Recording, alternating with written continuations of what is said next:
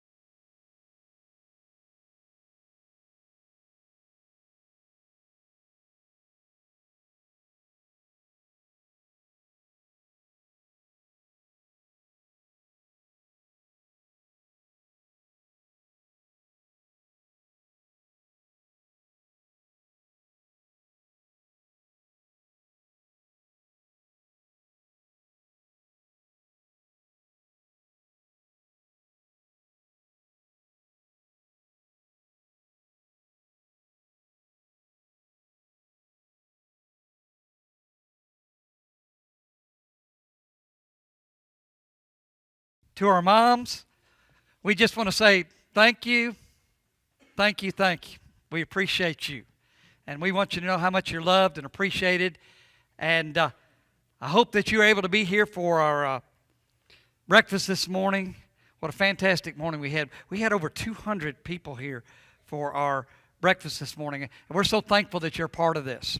We are thankful for this congregation and how that this congregation loves to reach out. Loves to be a part of this community, loves to give honor to where honor is due. You know, I'm amazed at how many congregations say, you know what, this is God's day. Well, you know, God said, render honor to whom honor is due. And when we honor our mothers, I believe that's the closest thing to God on this earth that you will experience is the love of a mother. And so how much better it is, how great it is to be able to honor our mothers. I want to begin this morning by looking at a verse. It's found in Exodus chapter 20. It says this, honor your father and your mother, that your days may be long in the land which the Lord your God is giving you. I'm thinking this morning about how to be the child of a happy mother. How to be a child of a happy mother. There was an evangelist, his name was Dwight Moody. After a lifetime of study and observation, he said this, and I want you to listen very closely to what he said. He said, I've lived over 60 years and have learned one thing. This one thing, if I've learned nothing else, no man or woman who dishonors father or mother ever prospers. And that's strong, but so true. We need to be honoring our fathers and our mothers. The statement in Exodus 20 comes after the 10 Commandments. Or it's right in the 10 Commandments. It's one of those 10 Commandments to honor your father and your mother. The 10 Commandments are broken down into two categories. I don't know whether you've ever studied it or not, but the first part of those commandments deal with our relationship with God. That's the upwards part of it. It deals with our relation with God. We call that vertical commandments. And then the next commandments deal with our relationships with each other. We call that the horizontal commandments. We have those that deal with God. That's the first commandments that he gives us. Then the second half are those that deal with man. We call those, again, horizontal and vertical commands that God has given us. First, we have to be right with God. Then we can be right with man. If you're not right with man, you cannot be right with God. And if you're not right with God, you can't have the right relationship with your fellow man. That's why all these commands are summed up with love the Lord your God with all your heart, with all your soul, with all your mind. And then he goes on to say, and love your neighbor as yourself.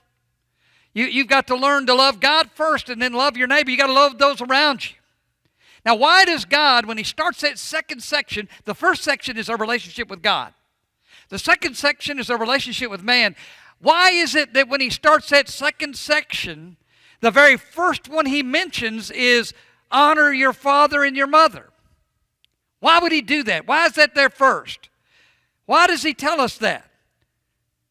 Well, our parents are the first people that we meet. Now, if you can't learn to love and respect your mother and your father, then you are not going to have a right relationship with anybody else. If you can't learn it there, you can't learn it anywhere else. To honor means to add weight to. Now, no mother wants to have weight added to her. That's not what he's talking about. But he's talking about the idea of it means to be serious with her. It means to take our parents seriously, to reverence, to respect them. Children, you have an obligation to respect your parents.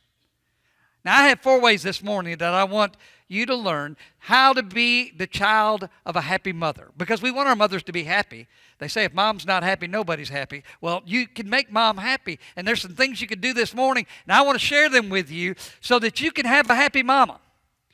You need to be that way. First of all, I can honor my mother by the life that I live. By the life that I live. You know, my life either honors or dishonors my parents. You can say all you want, well, hey, I'm on my own. I do what I want.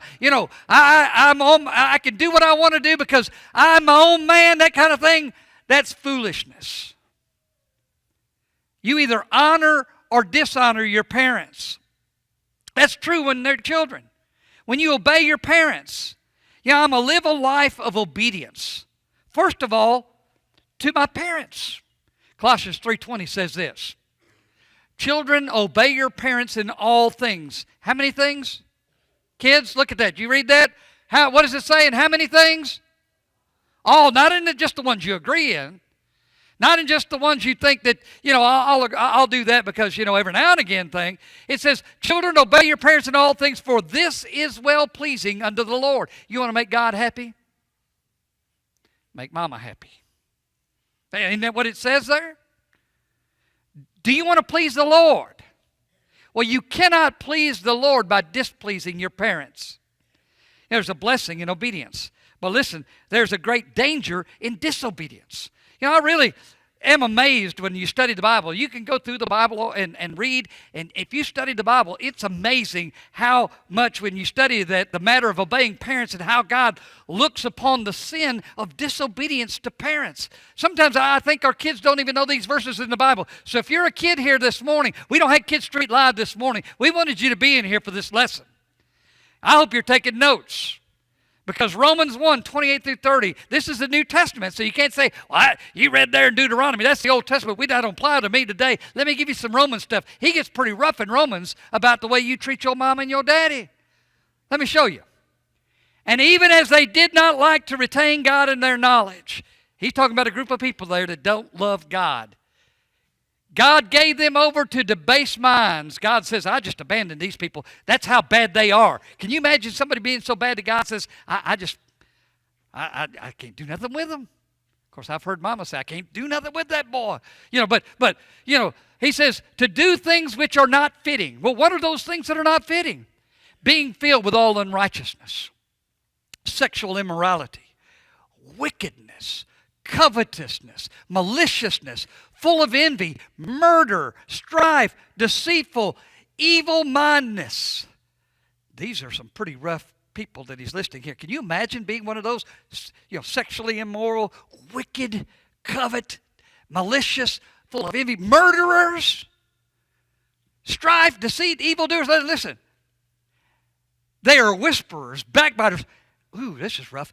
Haters of God, violent, proud, boasters, inventors of evil things. Now listen to the next one. Disobedient to parents. I mean, he lists some pretty rough stuff in there, doesn't he? And he puts, you think, well, at least I'm not a murderer. At least I'm not out here doing all these other things. God said, you're just like them. If you don't obey your parents, isn't that what it says? Mark that in your Bibles. You kids need to know that. God feels this strong. As a matter of fact, he goes on to the point to where he ends it with such who do those things, talking about being disobedient to parents, talking about all these other evil things. He lists them all out, and then he ends it. And those who do such things are worthy of death. You think God thinks it's serious about being obedient to your parents? Worthy of death. In the Old Testament, they used to name their kids after certain things. And, they would name them after, their names meant something. Each one had a different name. The Indians used to do the same. I remember hearing about a young Indian boy came to his parents and said, Dad, Mom, why did you name me the name that you named me? They said, well, when your sister was born, we looked out of the tent. The first thing we saw was Babbling Brook, so we named her Babbling Brook. When your brother was born, we looked out the door, and the first thing we saw was a running deer, and so we named him Running Deer. They said, well, son, why do you ask, Vomiting Dog?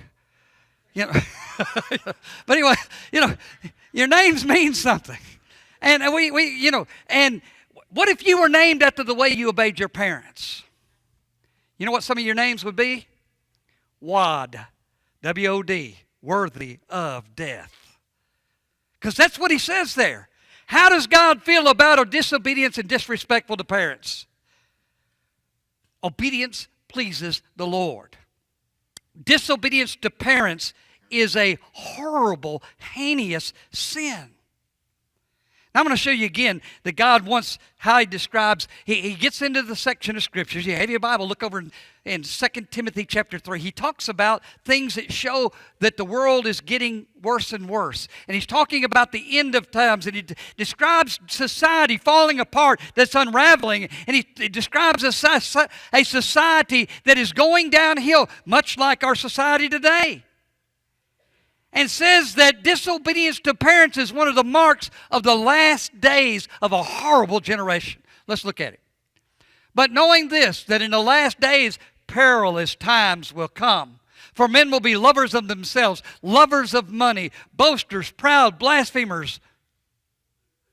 There it is again with all those rough things. Disobedient to parents, which, by the way, the next one goes with that one, unthankful. You got an unthankful child, you usually have a disobedient child. Unthankful, unholy, unloving, unforgiving, slanderers, without self-control, brutal, despisers of good. Pretty rough description. Disobedience to parents is going to bring judgment of God upon your life. Write that down. Ephesians 6, 1 through 3. Children, obey your parents in the Lord, for this is right. It is the right thing to do to obey your parents. Honor your father and mother, which is the first commandment with promise. Now listen to this, that it may be well with you and that you may live long upon the earth. You want to live a long life? Honor your parents.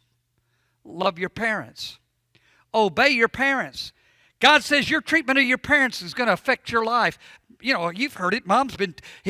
You grew up knowing that. You just didn't realize that she got it from the Bible. The Bible, Mom will come up to you and says, you better do that, boy. She says, I brought you in this world and I can take you out. Well, that your days may be long upon the earth. That's what he says there. In other words, if you don't do what you're supposed to do, something might happen. Maybe we should put a sign over our doors of our children's room, that says something like this: warning, disobedience to parents may be hazardous to your health. Maybe we should put that over every door. Honor your father and mother. This is the first commandment, he says, with promise. Now, am I supposed to obey a parent that tells me to do something that's wrong? Well, the Bible says that I'm supposed to obey God rather than men, and God is first. But that's not the major problem with many of us. Children are not old enough or wise enough to make choices of what is right and what's wrong primarily. They have to depend on their parents, and you need to listen to them. That's part of the life that I live that is going to honor my parents by obedience, by living an honorable life. Did you know that the Bible says that a child can bring his mother to shame? Why is that? Well, because you are an extension of your parents. I know when our kids were young, I'd drop them off to school. I love to take my kids to school. I would take them to school in the morning, and I'd drop them off. But when I drop them off, often, there's two things I'd always say. I had three girls. I'd say, honey, I love you. And the second thing I would tell them is, remember whose you are. Not who you are, but whose you are. You're a child of the King of Kings, but you're also my child. And what you do reflects on me, whether you realize it or not. What you children, what you do reflects on your parents. You think you do something wrong. Why is mom embarrassed? Because you're embarrassing her. It's not just an embarrassment for you, it's an embarrassment to her. You need to understand that obedience to parents is a great thing. The second thing you can do is by the load that you lift, you honor your parents. You are to help your parents. Listen to this, kids. Did you hear me? You are to help your parents. And by the way, parents, your children are to be taught honesty and industry and integrity in the home. You sin against your parents when you don't help them at home. Ever thought about that? You sin against your parents if you do not help them at home. And you sin against your children if you don't teach them to work.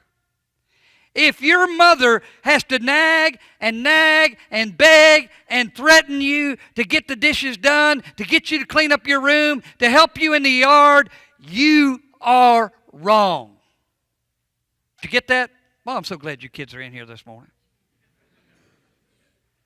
And so when you're young, you are to help them. I mean, it's just that way. It's just that. By the way, every kid, parents, I'm going to just let you in on a secret. You need to let your kids do things and let them do it wrong sometimes. They make up the bed. You don't have to go remake it up after they've made it. If you'll just coach them along, they'll learn. But I'm going to tell you, you need to give them chores to do. One of the best things we ever did was make our kids a list and put it on a refrigerator. Because I don't care, you can tell them all day long what to do, and they don't remember it. And, they do it. Make them a list and make them check it off. Give them responsibilities. If they don't learn responsibility while they're young, how do you expect them to learn responsibility when they get out into the world and they have all these things that's demanded of them every day? You are preparing them for life. How sad it is when some of you send your kids off to college and they have never washed a stitch of clothes in their life and they come home with all these pink clothes. You should have taught them before you sent them off. Teach them to do things around the house. Teach them to do more than heat up a Hot Pocket. Those things are good for a while, but they get old after a while. Teach them to do something more than Roman noodles. Teach them how to do things. Teach them some industry in their life. Something interesting in Matthew chapter 15. The Bible teaches you can't use religion or church or going to church, giving to the church as an excuse to not seeing after your parents and taking care of your parents. In Matthew chapter 15, there was a problem. He says, then the scribes and Pharisees who were from Jerusalem came to Jesus saying, why do your disciples transgress the traditions of the elders? For they do not wash their hands when they eat bread. He answered and said to them, why do you also transgress the commandments of God because of your tradition? For God commanded, saying, honor your father and your mother, and he who curses father and mother, let him be put to death. There's another one of those things where kids, he's one of those warnings. If you don't do what mom and dad says, what does he say? Let me read that again. He who curses father and mother, what? Let him be put to death. Of course, I'm getting off subject there. I'm sorry. But he says, but you say, whosoever says to his father and mother, what profit you might have received from me, it is a gift from God. Then he need not honor his father and mother. In other words, if you say, well, I'm just going to give this to God, I don't have to honor my father and my mother. Thus you made the commandment of God of no effect by your tradition. They were trying to get around doing what they ought to do, and that was taking care of their elderly parents. And they were saying, well, you know what? I'm not helping mom and dad out, but I'm working at the church. I'm doing things for the Lord. He says, what you've just done is you've said the Lord doesn't count. What he says doesn't matter. Because you've made your tradition greater than God's command. You need to be doing what God told you to do. That is, take care of your parents. He goes on to call them hypocrites, and he tells them, he ends it by saying, your worship is in vain, worthless. The Bible says if a man won't take care of his own, he's worse than an infidel. In 1 Timothy chapter 5 and verse 4, by the way, we have used this too many times in the wrong context. And you can use it in this way, and it applies that way, but that's not what the context says. We'll say oftentimes that, well, this is, parents, you're supposed to take care of your children. But in the context that he's talking about here, he's talking about children taking care of their parents, not parents taking care of their children. I don't know whether you knew that, but you parents that are getting older, you might want to write this one down. Here it says, but if any widow has children or grandchildren, let them first learn to show piety at home and repay their parents. I can't believe some of y'all not marking this. Learn to show piety at home and repay their parents, for this is good and acceptable before the Lord.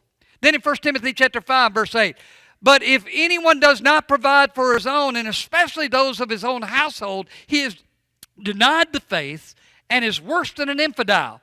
People use this passage to say that parents ought to take care of their children, and that's true. But this verse, in context, is talking about children taking care of their parents. I didn't know whether you even realized that was there, but there it is. How can I honor my mom? By the life that I live, by the load that I lift. The third thing is by the lessons that I learn. Proverbs 1, 8 and 9 says, my son, hear the instruction of your father, and do not forsake the law of your mother, for they will be graceful ornaments on your head and chains around your neck. He's not talking about chains of bondage. He's talking about chains like gold chains, ornaments. When you listen to the advice of your parents, you learn from your parents. Now, this is still one of my favorite Mother's Day writings that I've ever read. I'm going to read it to you this morning. The title of it, and some of you have already heard it, but some of you kids need to hear it. It's called The Meanest Mother. Let me read it to you. Surely mine was the meanest mother in the world.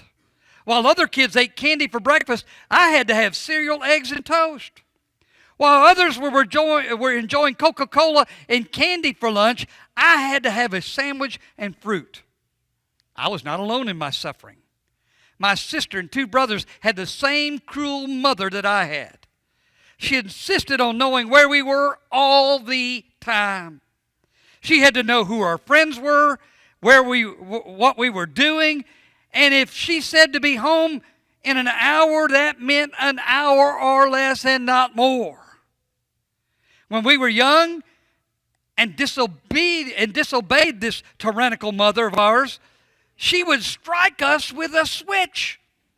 Imagine. And now you begin to see how really mean she was. But even this physically brutality was not the worst. We had to be in bed early, get up early. We never got to sleep till noon like our friends. While they slept, we worked. My mean mother broke every child labor law there was. We were not yet 16 when we had to wash dishes and make beds and help cook and all kinds of cruel things. Surely this meanest mother must have lain awake nights thinking of mean things that she could have us do. She demanded that we tell the truth even when it hurt, and sometimes it hurt. By the time we were teenagers, life became increasingly unbearable. Our dates were not allowed to blow the horn for us to come out like other girls' dates did. My cruel mother embarrassed us by insisting that our dates come to the door and get us. And where some of our friends got to date when they were 12, my cruel mother refused to let us date until we were 15, and then only for school functions. My sisters and brothers and I finally got away from my cruel mother and could do as we please. But by now, we were hopelessly warped and twisted in our behavior. We grew up taking baths and giving some of what we earned back to God. None of us ever got the opportunity to burn flags and do drugs. Each of us went to school and learned when to work and what to earn, and each of us got married once and still are. It's a rut. We are going in the same direction in which we have been pushed, and my meanest mother in the world pushed us into this giving and living and loving thing. Mine was the meanest mother in the world. We need more mean mothers. How can we honor our parents? By the life that we live, by the load that we lift, and by the lessons that we learn. You say, well, my parents aren't as smart as I am. And a bunch of you think that. Oh man, my mom's not nearly as smart as I am. That doesn't have anything to do with it, by the way. You may be a genius. Let me tell you, ask you, what if Gayla were to tell my girls, hey, listen, they're at the house, they've been spending the week with us, we're going to go to Alabama and visit some friends in Alabama. But Gayla and I decided to go ahead, and so we go on ahead of them, and we leave out about 2 hours before they do. The girls, because they've got kids, they get them in the car, getting ready to go, and so we're 2 hours ahead of them, and we're there, and what if down the road there's a wreck? Or they're working on the road? Or the traffic is backed up for miles? Or she, Gayla calls the girls and she says, hey girls, let me tell you this. By the way, over here there was a wreck there, and you might want to take a detour around that, and there's a better way to go, because the way we go, and the traffic is dead. It's sitting here. We've been sitting in traffic for all this time. That doesn't mean that she's smarter. What does it mean? It means she's just further down the road than they are. She's a little bit further down the road. Let me tell you something. Mom is further down the road than you are, and she loves you, and she has seen detours and beautiful things and ugly things, and she wants you to know about them. And you can honor her by learning a lesson from her. She has lived life. Then you can show her honor by the love that you lavish on her. When you lavish your love upon her, and I choose the word lavish because that's what I mean, you need to put it on thick. We are to love them with great love, with a lavish love, because I want to tell you that they have lived a life of sacrifice for you to be where they are. Their very life is in us, and they would give their life for you. I think the closest thing on earth to the love of God is the love of a parent for their children. I think that's the closest thing you will ever see in this life to the love that God has to you, is the love a parent has for a child. And we need to return that love. And folks, listen. If your parent is still living, you need to encourage them. You need to love them. You need to write them a letter. Let me give you kids a hint here. You want to do something that will get you a long way in life, sit down. Don't go, you can buy the cards and they're nice, but write a note on that card. Or sit down and write a letter to your mama.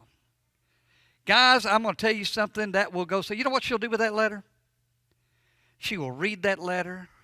She will cry over that letter. She'll put that letter up on the refrigerator, the greatest place of honor there is in the house. She will come back, and friends come over. She says, I want you to see this. I want you to see this letter my sweet little boy has written to me. This is the greatest thing ever. But let me tell you something. Just because a letter comes off that refrigerator doesn't mean it's gone. She will fold that letter up. She'll put it in the drawer. She'll pull it out. She'll reread that letter. She will weep over that letter. She will keep that letter. And I'm not lying. Let me tell you something. This is just a fraction of them that Gayla's kept over all these years. You see that? I mean, that's pretty thick. How many of you have you sent your mom that many letters? Yeah, I'm pointing at you. Don't look back behind somebody else. You need to write your mama a letter. Tell her how good she is. Tell her how much you love her. I'm going to tell you, it will go a long way. Again, I can't believe that some of these letters are 37 years old. She's not going to get rid of them. When you're gone, she'll be pulling those letters out. Write that letter now. I'm saying do it now. Make that visit now. Send that gift now. Do that chore now. Give that kiss and affection now. Whatever you're going to do, do it now. By the way, let me share with you. You just don't know. You know Brooke and her husband. What's her husband's name? Matthew. Bless her heart. Y'all pray for them.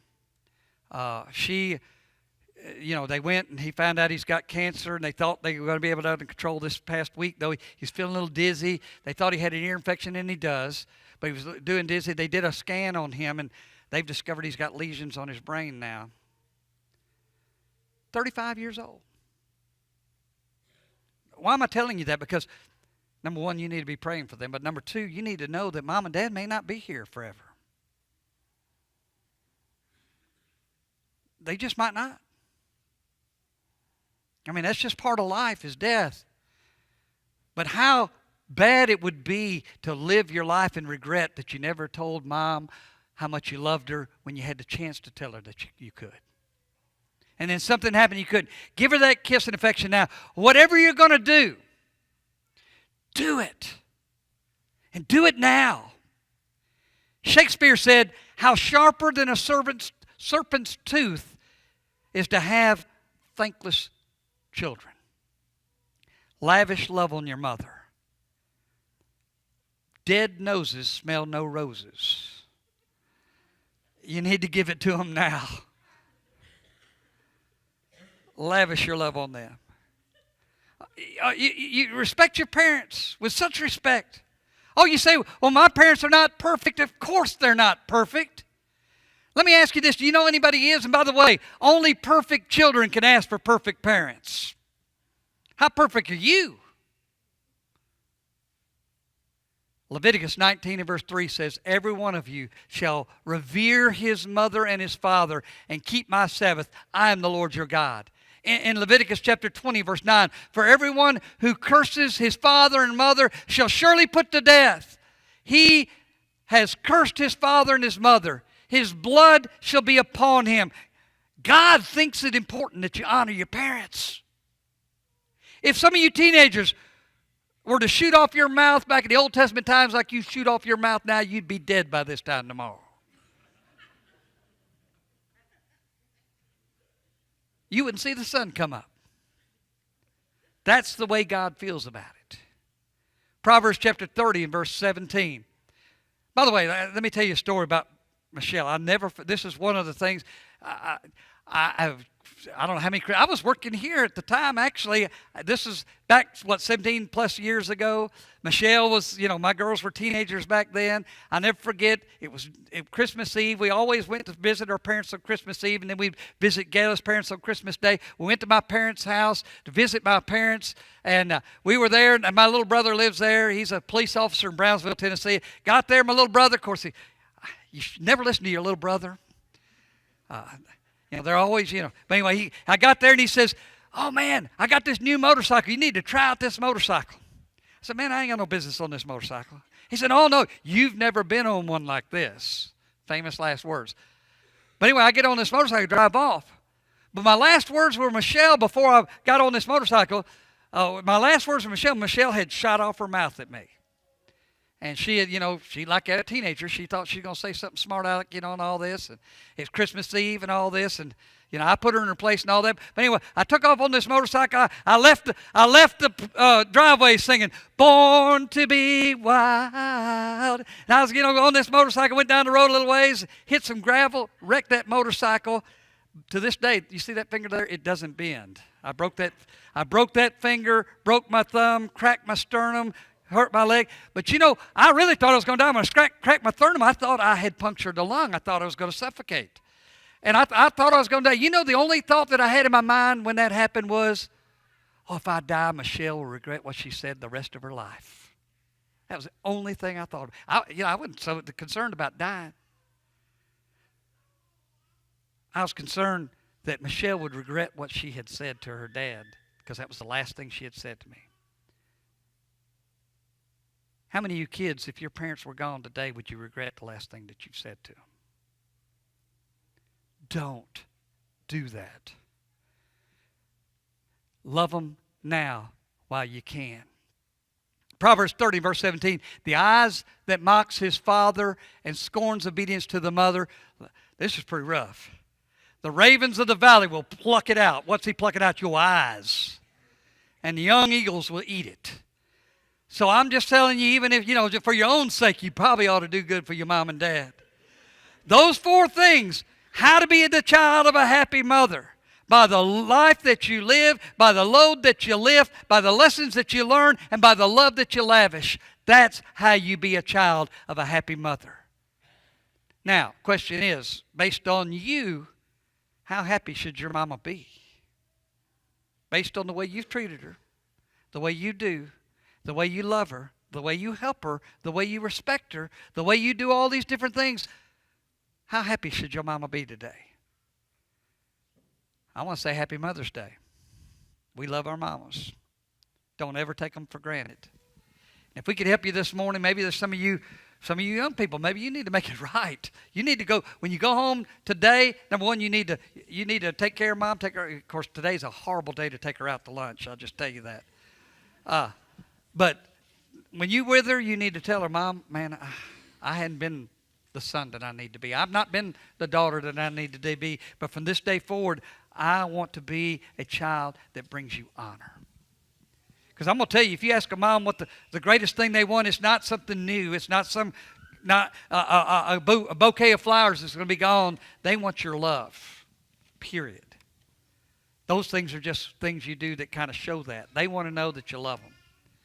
If you're here this morning, and one of the greatest things you could ever do for your parents is live a life for Christ. When you honor God, you honor. That's why the first of the 10 Commandments deal with your relationship with God, and the second half relationship with man, and the first one of the second half with mom and dad.